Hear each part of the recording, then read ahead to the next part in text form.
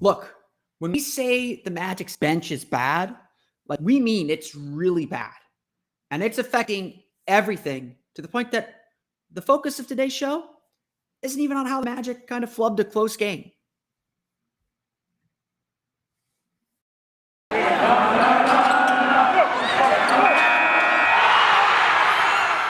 You are Locked On Magic, your daily Orlando Magic podcast, part of the Locked On Podcast Network, your team every day.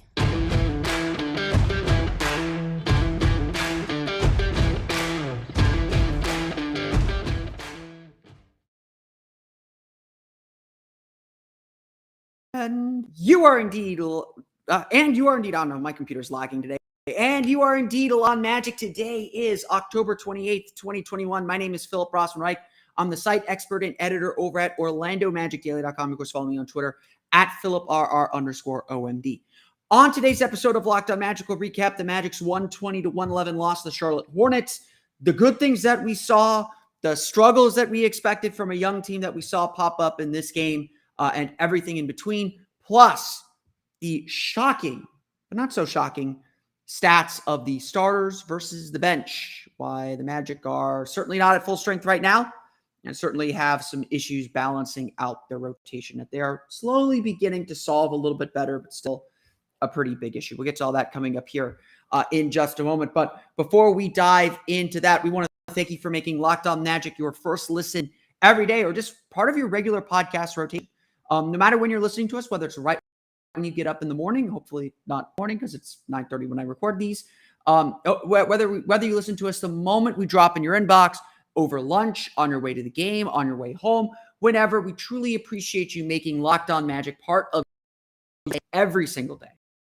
We're free and available on all platforms, as well as now streaming on YouTube. Check us out there as well. I'd like to get to 200 subscribers by the end of the homestand in a couple of weeks. Got 2 weeks to get there at like 150, 160, I think. We're building. It's got to start brick by brick. Got to make those bell plays. Check us out on YouTube. And of course, subscribe to us wherever you download podcasts.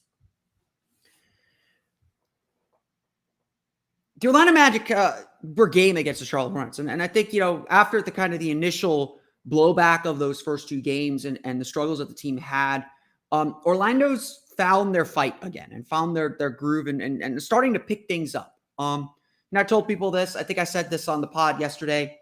Charlotte's probably the worst defense the Magic have played so far this season. I'm not saying Charlotte's a bad defense. I'm not denigrating Charlotte at all. It's just the fact that the Magic have played the Spurs, the Heat, and the Knicks. Those are good defensive teams, or at least potentially good defensive teams. It's still so early in the season. Who the hell knows? But the Hornets are a really good team too. They would challenge the Magic with their transition defense, which is where they really struggled. But it was good to see the Magic play a close game. I'm not going to lie.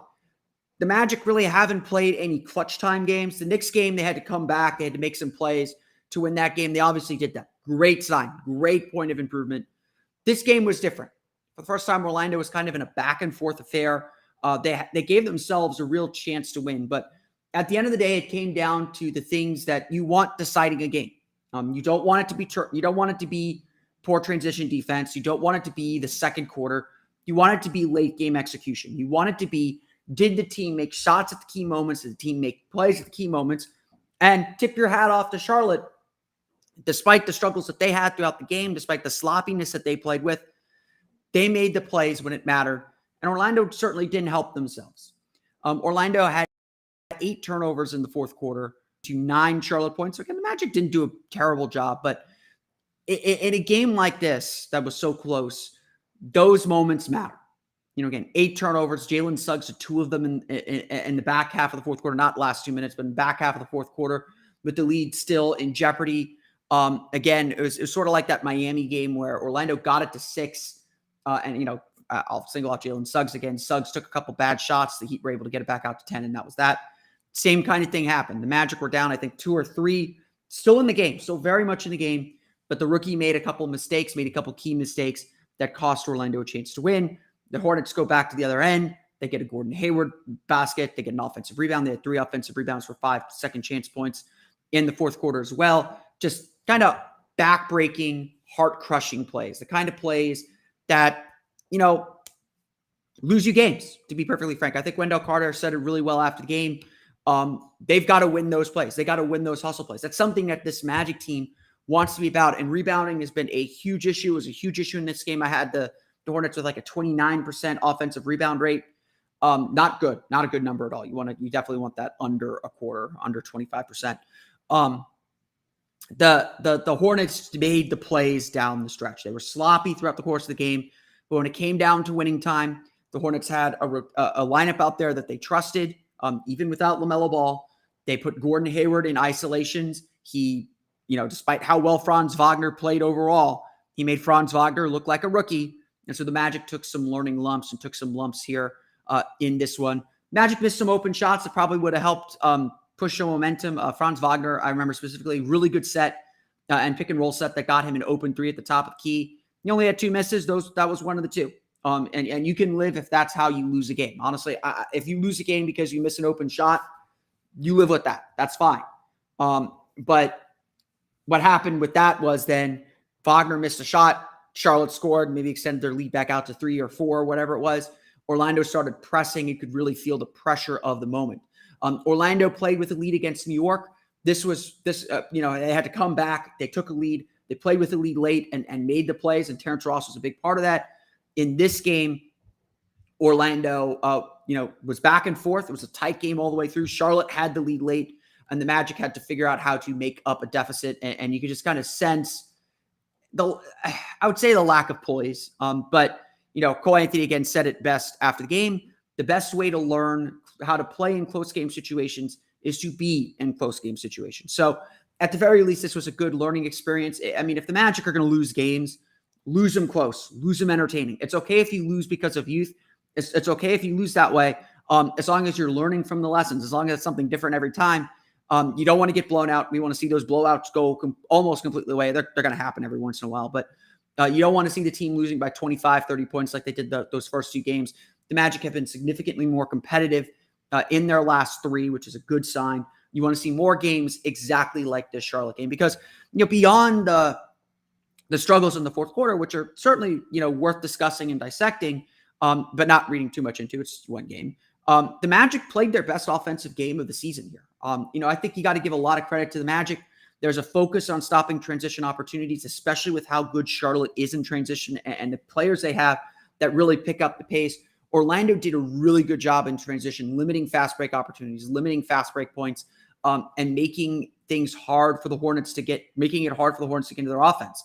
Their defense was really good, scrambling for turnovers. The Charlotte Hornets were really sloppy throughout the course of the game.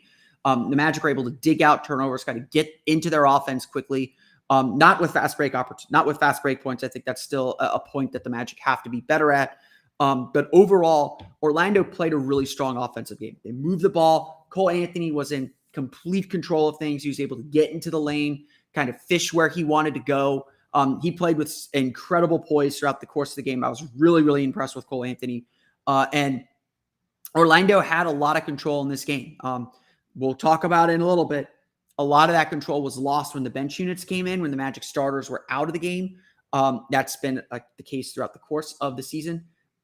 It was a really solid game from Orlando, honestly, on both ends. The rebounding was a big issue. The Hornets definitely had their spurts where they were really strong offensively. Again, I would argue a lot of that came with the bench on the floor.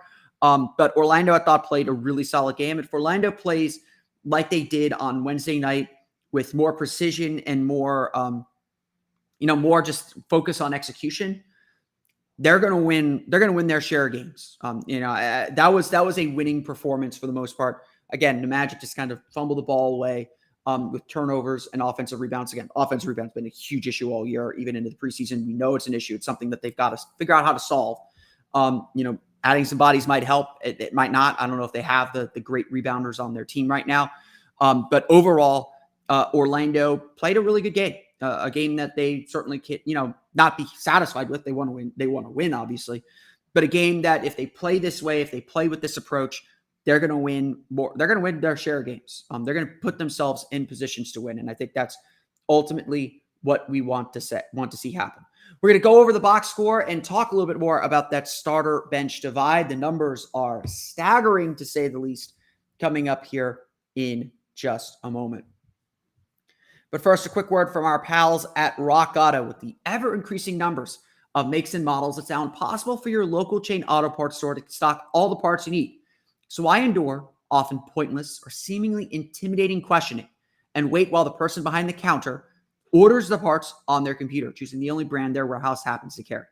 You have computers with access to rockauto.com at home and in your pocket. That warehouse is literally with you all the time. So save time and money when using Rock Auto. Rock Auto is a family business serving do-it-yourselfers for more than 20 years. Rock Auto prices are reliably low for every customer. They have everything you can need, from brake parts, tail lamps, motor oil, and even new carpet.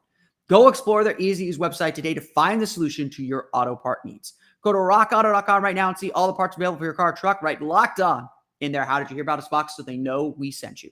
Amazing selection, reliably low prices, all the parts your car will ever need at rockauto.com. Today's podcast is also brought to you by our pals at BetOnline. BetOnline is back and better than ever. A new web interface is up for the start of the basketball season with more props, odds, and lines than ever before. BetOnline remains your number one spot for all the basketball and football action this season. So head to their new updated desktop or mobile website to sign up today and receive your 50% welcome bonus on your first deposit. Just use the promo code LOCKEDON to receive your bonus. From basketball, football, baseball postseason, the baseball postseason, the World Series obviously going on now, NHL, boxing, and UFC, right to your favorite Vegas casino games. Don't wait. Take advantage of all the amazing offers available for the 2021 season. BetOnline is the fastest and easiest way to bet all your favorite sports. Bet online,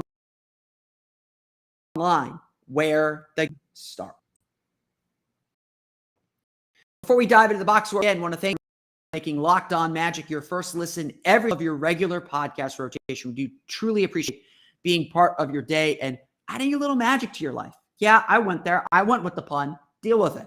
We're free and available on all platforms, as well as streaming on YouTube. Let's run through the final box score for you real fast as the Orlando Magic fall to the Charlotte Hornets 120-111. They're now 1-4 on the season. Again, like I said, I thought this was a really good game for the Orlando Magic. I know maybe we're lowering our expectations. And, again, the next time the Magic are in this situation, a close game, they can't lose on turnovers. Like Jalen Suggs has to make the right decisions. He has to learn from his mistakes. What we're looking for this season is not necessarily wins and losses. Wins are proof that progress is being made, but we are looking for progress. We're looking for the team to get better. Coming out of the Miami game, Orlando was focused on stopping transition defense because Miami was really good at pushing the pace, even off of makes, catching the Magic unaware, and beating them down the floor. Orlando made sure that didn't happen in this game. Orlando made sure that they were back. So now the next focus is, next time we're in a close game, let's focus on execution. Let's make sure turnovers and offensive rebounds especially are not what beats us. Again, in the fourth quarter alone, the Magic turned the ball over 8 times for 9 Charlotte points. They shot only 7 for 16, 1 for 7 from deep. You can live with some of that. But they got outscored 29-18. It was the only quarter the Magic did not score at least 30 points, considering how bad this Magic's offense has been. I will take that as a minor victory. This is by far, I think, the Magic's best overall offensive game, but you can see how much the Magic struggled. Now, worth noting here as well, in the fourth quarter, 8 turnovers for 9 points, 0 fast break points for the Hornets. So at least that was a good sign. But again, like I said, 3 offensive rebounds leading to 5 points. Those 3 offensive rebounds coming at critical times. So the fourth quarter, a big story of the game. The Magic just could not sustain their level of execution and level of focus and intensity through the course of the fourth quarter, through winning time, to be frank. So again, Magic shoot 48.9% from the floor by honestly their best field goal percentage this season, 15 for 40 from beyond the arc. Like I said, the fast break points, Charlotte with just 10 fast break points on 4 for 9 shooting. So a solid job in transition for Orlando. Orlando's led in scoring by Cole Anthony with 24 points, 11 for 20 shooting, just 2 for 7 from beyond the arc, 5 rebounds and 6 assists. He did have 3 turnovers as well, something that he pointed out in his post-game press conference. But I would say this, the Magic really struggled to function without Cole Anthony. Like he's slowly figuring things out. He definitely had his moments where he was still chucking, and I think everyone understands that his instinct is to shoot, and he would understand that too. Like he wants to score. He's looking to drive to score. That's got to be the mindset that he has, and that's perfectly all right. But go back if you can, look at highlights, watch some tape. watch the patience at which Cole Anthony played the second half of that game, especially. Cole Anthony had complete control of the game. I don't think LaMelo Ball was defending him. I think they had Kelly Oubre on him, a bigger defender, and Cole was just burning him. He had a lot of bounce. That's the best way to describe it. He had a lot of bounce in this game.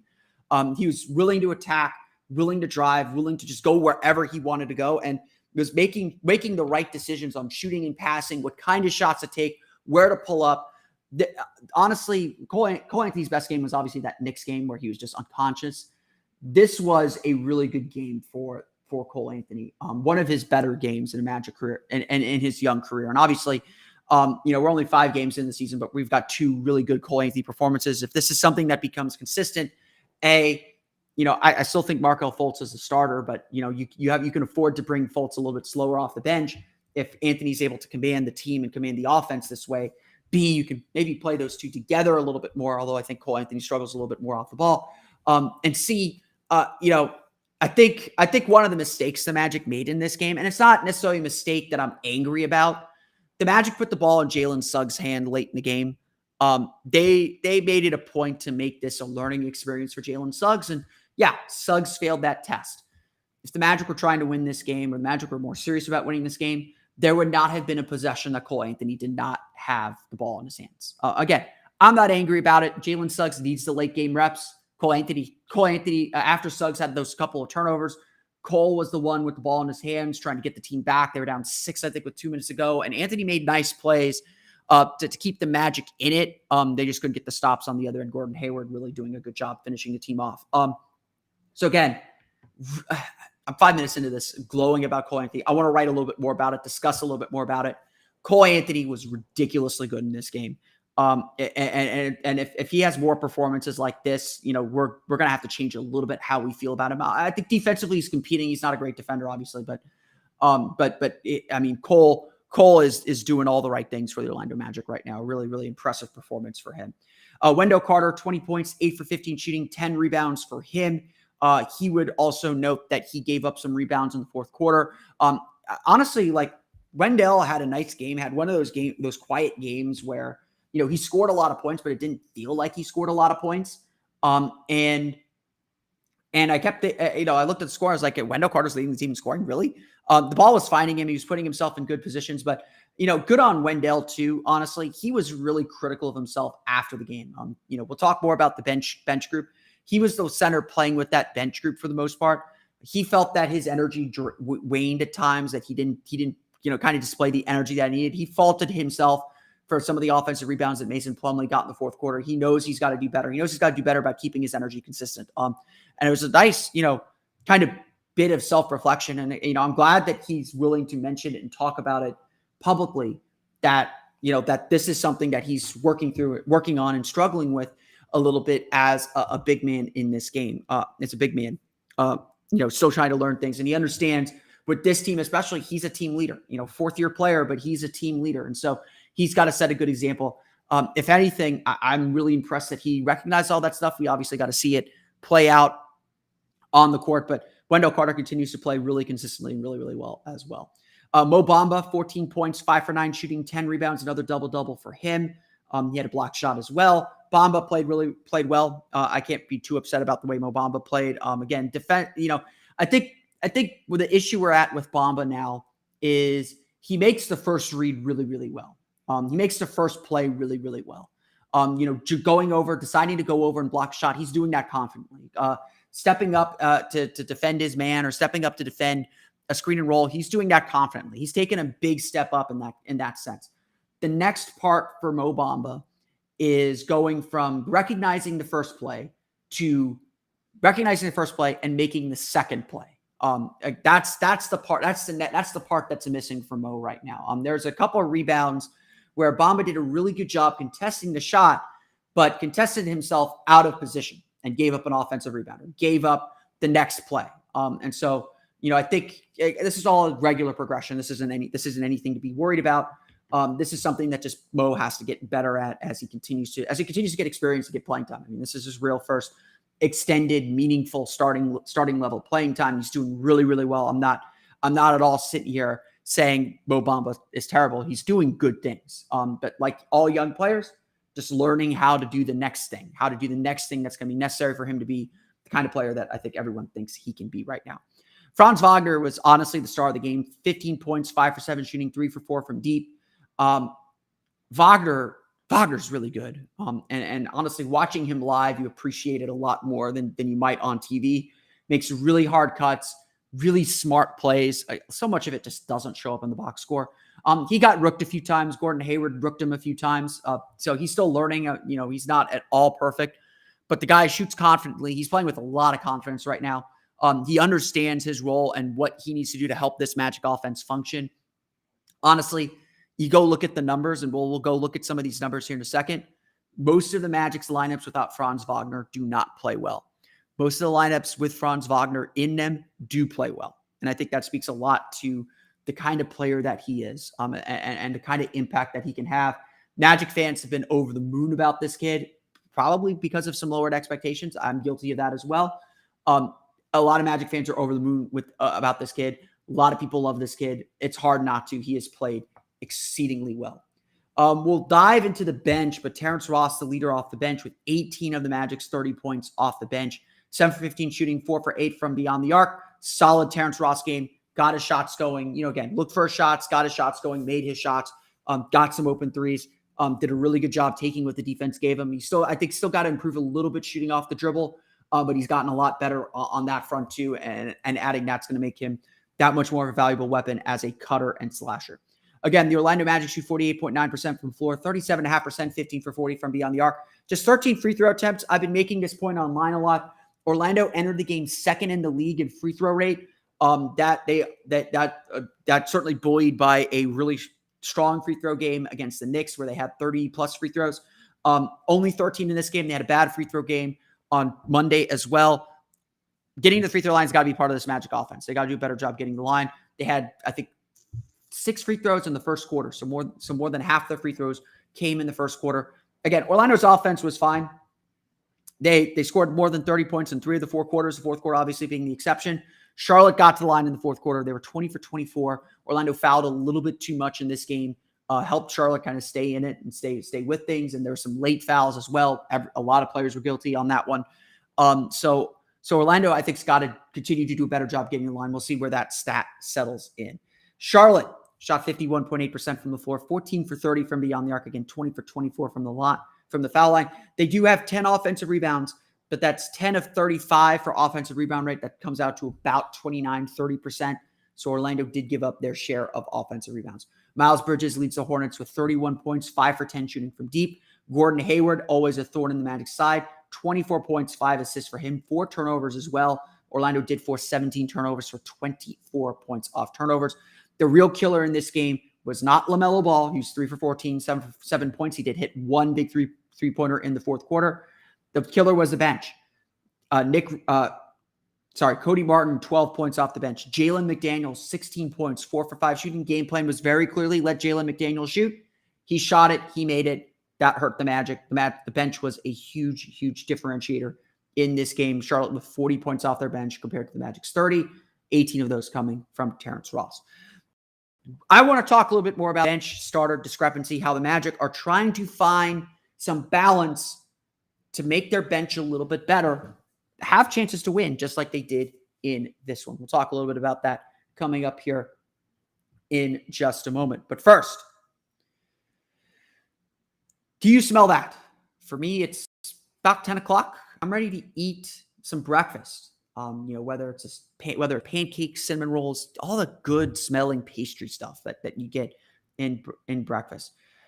The best part, this breakfast that I'm getting ready to eat showed up right at my door because I ordered it with Postmates. With Postmates, I get all of my favorite foods from the local restaurants in my neighborhood delivered.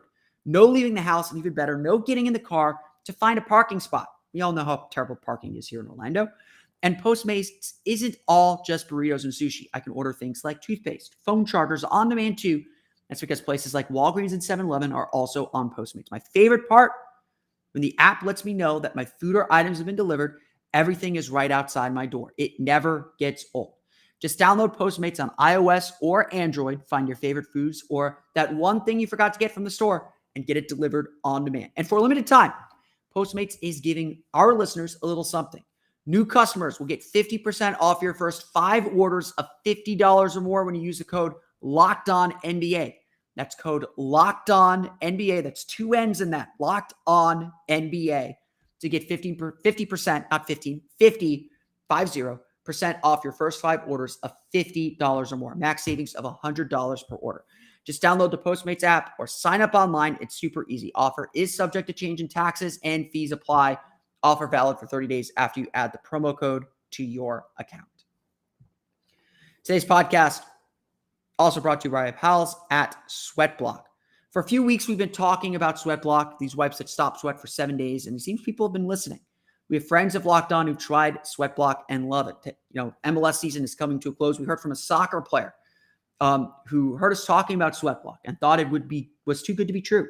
He always was the wettest, sweatiest guy after practice and games.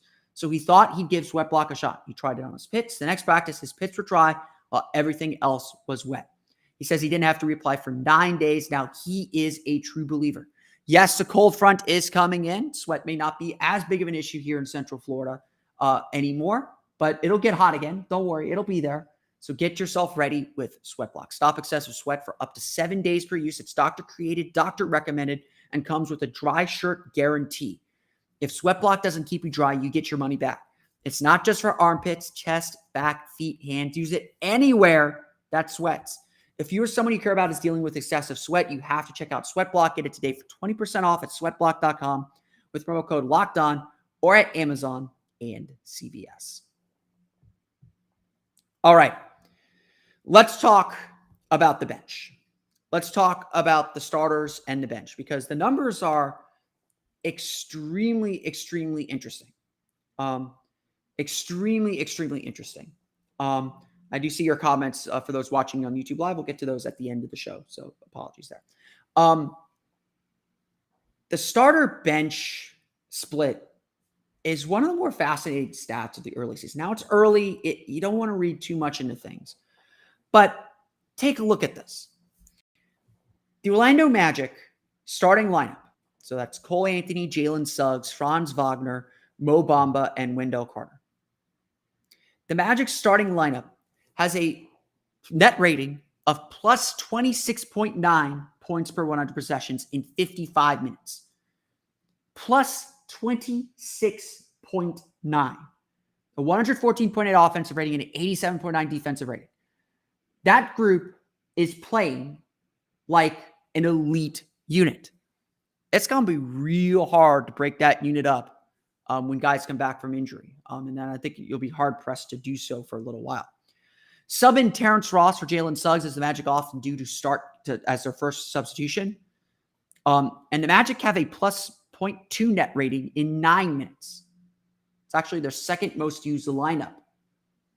So how in the world do the Magic have a minus 14.3 net rating overall? Some of it, like I said, is their second most used lineup has only played 9 minutes together through 5 games. Essentially, what this tells me is Jamal Mosley is still figuring out the right rotation and the right playing groups to throw out there. He knows he has one thing that works. One of the reasons why I don't think we saw Gary Harris go immediately into the starting lineup is because that starting unit works so well. And the more Jamal Mosley can use that starting unit together, the more successful the team is probably going to be. But the bench unit really struggles. And Wednesday's game was a perfect example of this. Orlando started the game off really, really well. Let me find my notes on this. Orlando had a 13-8 lead when they brought Terrence Ross into the game. And then had a 12-point lead when they brought their 7th man, Gary Harris, into the game. With 5:42 remaining in the first quarter, Orlando had a 12-point lead and looked to be playing extremely well. The Hornets, against this largely bench unit, the second unit, went on a 23-11 run to leave the game tied at 31 at the end of the quarter. Again, this feels like a small thing. It's early in the game. Every team in the NBA makes a run. Everyone says that. Everyone knows that. Jamal Mosley says one of the team's biggest problems, and It's been a recognized problem since the preseason. It's how the Magic handle these runs. But it's very clear, too, that a big part of this and a big part of every single game the Magic have played so far this year is something changes. The energy drops, the intensity, the focus, the intensity, the skill level. It all drops when the starting unit exits the game. I mean, there's no other way to say this. It's been a huge issue. You look at the individual plus minus numbers, and again, individual game plus minus is usually a folly to look at. Every member of the bench outside of Terrence Ross was at least minus 15. Ross was minus 8. Wendell Carter played largely with that bench unit in the second quarter, was the only starter with a negative plus minus at minus 10. You look at the minutes and just think about the game itself. The Magic played RJ Hampton at the point for a little while in the second quarter. It was a disaster. And, kind of gave away the Magic's chance to lead. Orlando actually had to rally a little bit at the end of the second quarter to get back into the game. Weathering runs has obviously been a big story for the Orlando Magic. And right now the team is so depleted with injury. They've got 3 potential starters out with injury right now in Chuma Okeke, Jonathan Isaac, and Markelle Fultz. And it does seem like Chuma Okeke is getting closer and closer to a return, although the Magic will never put a date on that. But right now the Magic are struggling to put these rotations together and put groups on the floor that can consistently weather the storm, weather these runs, and give the team a chance to win. As Wendell Carter said after the game, quote, "I feel like as a team, we didn't handle their runs real well. We tried a lot of quick hitters after they made 2 or 3 shots in a row. We can't just come down and take the next shot. That fuels their run. Once they go on a run, the best bet is to stop it as soon as possible. We didn't do a good job of that. We turned the ball over too many times. They got a lot of offensive rebounds, a lot of effort plays that we didn't do tonight. That cost us the game tonight, and we know that," end quote. This is all larger problems that young teams have. Young teams are going to have trouble with consistency. They got to see things to learn them. And so they're learning all these things. Just like they're learning how to handle and manage runs, how to stop runs, how to stop the dam from leaking, so to speak. So yes, a lot of this is learning experience. A lot of this is the team getting better and trying to figure things out. No one's, I think, denying that at this point. Orlando's got work to do on that front. But at the same time, the Magic to find ways to win games. Winning still matters, right? It has to. You can't just throw out an all-bench lineup and hope for the best and get down by 15, 20 points. The Magic in the previous 4 games, not in Wednesday's game, but in previous 4 games, had 6-minute stretches where they just did nothing and were just buried so deep they couldn't get out. Those largely came with, yes, the bench unit on the floor, not the starters. And so Mosley's searching for the right combination still. It's very, very clear. In the second half of Wednesday's game, he tightened his rotation. Cole Anthony or Jalen Suggs were on the floor for the entire 24 minutes, and I think it's pretty clear that at least Jalen Suggs or Cole Anthony need to be on the floor for the entire 48 minutes. The Magic don't have any other point guards. They're not ready to throw Michael Mulder out there maybe for a few spot minutes, but the Magic need at least one of those guys on the floor. And yeah, Jalen Suggs is still very rough around the edges. And Cole Anthony right now is probably the only true point guard the team really, really trusts.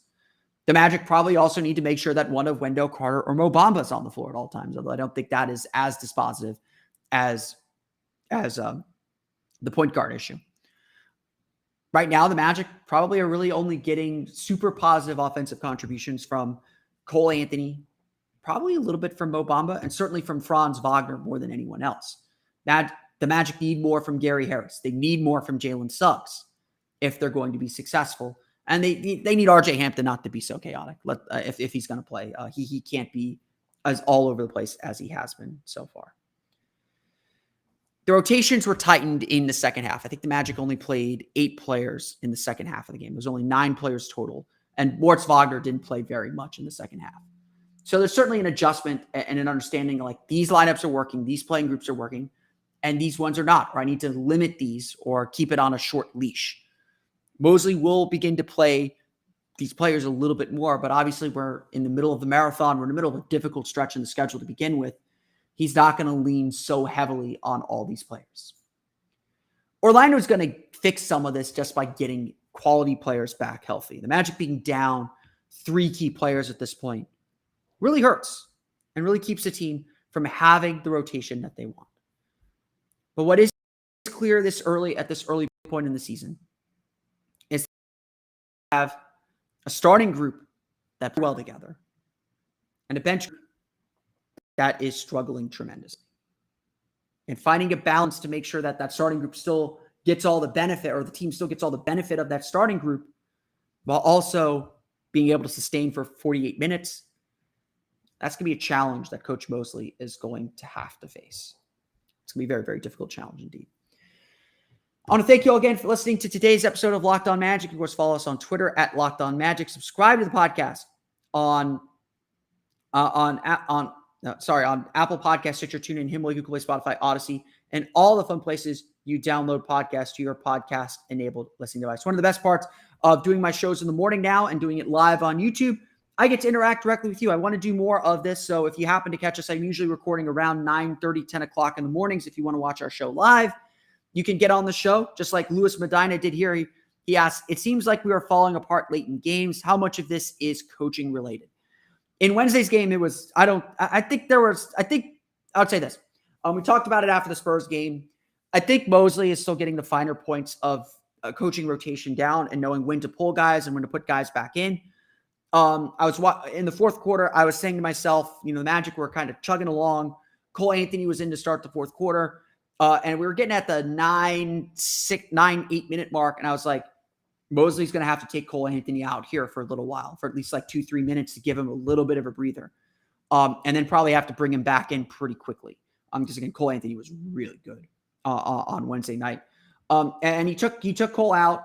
There was like a maybe 2-minute stretch, 2.5, 3-minute stretch where Cole was out. And the Hornets started to kind of assert themselves and build a little bit of a lead. They never got like completely out of reach. And then Mosley brought Cole back into the game. I would say the decision to have Jalen Suggs on the ball as the primary playmaker late in the fourth quarter was certainly a choice. I'm not angry about it again. I think that Suggs needs those reps and needs that opportunity. But that learning experience is going to be valuable for him. But if it were me and I was going for the win, I would not have had Suggs out on the floor. I would have gone with the lineup. I would have had Ross in for Suggs and gone with the traditional, with the 2 big lineups that the Magic were using. The Magic did not finish the game with Bamba and Carter. I thought that was a mistake as far as going for the win.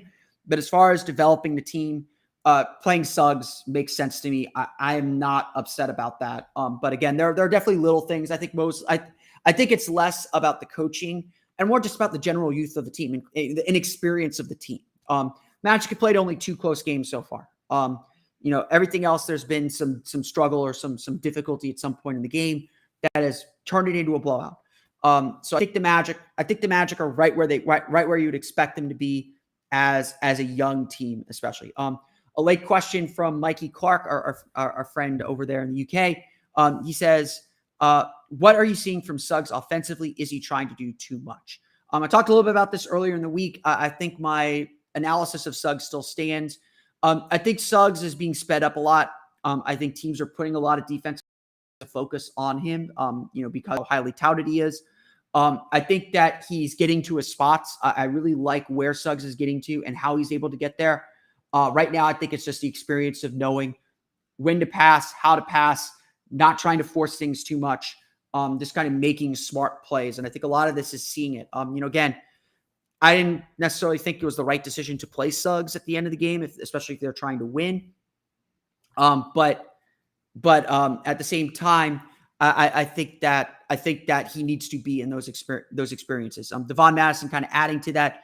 Are you concerned with how undeveloped Suggs' ball handling seems? Most point guards that come in at least already has that down pat. Yeah, I think it's a little concerning. I think the thought of making Jalen Suggs a point guard right now, it doesn't fit. I think he can do it. I think he can be a secondary ball handler as he is right now. Again, we'll see what he develops into. There's still a long way to go in his career.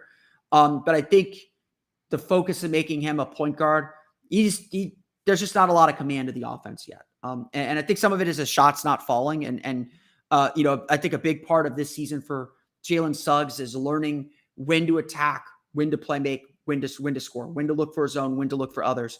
I think that's a huge part of what the Magic need to see from Jalen Suggs this season. So still a lot more for him to work on. No one is denying that. No one, I think, is hiding from that. He has not been good yet. But I think the struggle is ultimately going to be good for him. I think he's getting to all his spots. It's just about slowing down the game, not getting into the teeth of the defense, knowing when to stop your drive and when to make that next pass and how to draw the defense to you in a way that you control rather than a way that the defense controls. Thanks again, everyone, for the questions. If you do happen to catch our show live, you can always drop a question. You can always drop me a line as well on Twitter at @PhilipR_OMD. You can also follow the podcast on Twitter at Locked On Magic. Subscribe to the podcast on Apple Podcasts, Stitcher, TuneIn, Himalaya, Google Play, Spotify, Odyssey, and all the fun places to download podcasts to your podcast-enabled listening device. Plus, you can now watch our show as well, streaming on YouTube. Now that you've finished listening to Locked On Magic, we thank you again for making us part of your daily podcast rotation. Go check out the Locked On Fan Basketball Podcast. Charlotte is the #1 daily fantasy basketball podcaster in the world, and his podcast is free and available on all platforms to help you get set for your daily fantasy game or for your season. We're still very early on in the fantasy basketball season. But that's going to do it for me today. I want to thank you all again for listening to today's episode of Locked On Magic. For Orlando Magic Daily and Locked On Magic, this has been Philip Rossman-Reich. We'll see you all again next time for another episode of Locked On Magic.